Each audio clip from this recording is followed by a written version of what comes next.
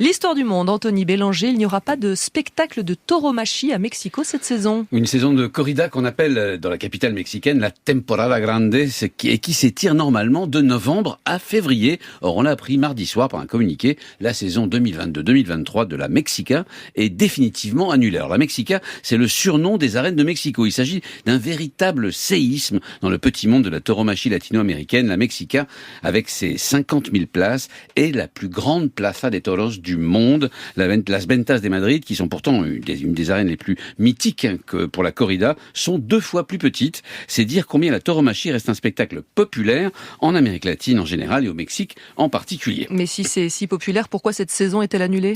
Eh bien, à cause d'un juge mexicain qui en juin a suspendu toutes les corridas dans la capitale, arguant que, je cite, la douleur excessive de l'animal s'ajoutait au fait que la société veut aujourd'hui que l'on respecte l'intégrité physique et émotionnelle de tous les animaux. Il faut dire que les tenants de la tauromachie mexicaine n'ont pas été très très malins dans leur argumentation. Ils ont expliqué, sans voir le problème, que les corridas étaient des divertissements, mais aussi un sport dont il ne fallait pas priver les fans. Effet garanti sur le juge.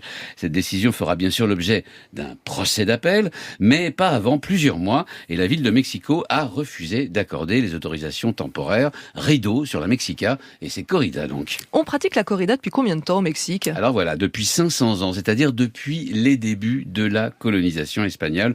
On pourrait presque dire que les conquistadors sont arrivés avec une croix dans une main, une banderille dans l'autre. Or, c'est bien le problème. Cette origine clairement coloniale pousse de plus en plus d'États mexicains à interdire les courses de taureaux. Ils sont aujourd'hui 5 sur 32 et la capitale prend visiblement le même chemin, comme d'autres pays d'Amérique latine d'ailleurs. Et dans combien de pays la pratique-t-on encore, la corrida ? Eh bien 4 en plus du Mexique, la Colombie, l'Équateur, le Pérou et le Venezuela. Mais là aussi, les choses évoluent. La Colombie a essayé cette année d'interdire les corridas. Un projet de loi n'est pas passé au Parlement, mais de quelques voix seulement.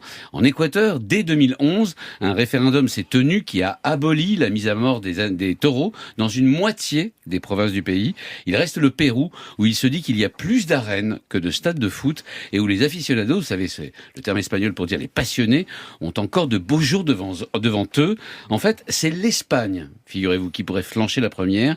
S'il y a plus de 270 corridas par an chez nos voisins, et d'ailleurs 461 toreros professionnels assermentés, le public répond de moins en moins présent. En 10 ans, les arènes espagnoles ont perdu 40% de leurs spectateurs. Anthony Bélanger et son histoire du monde. France Inter.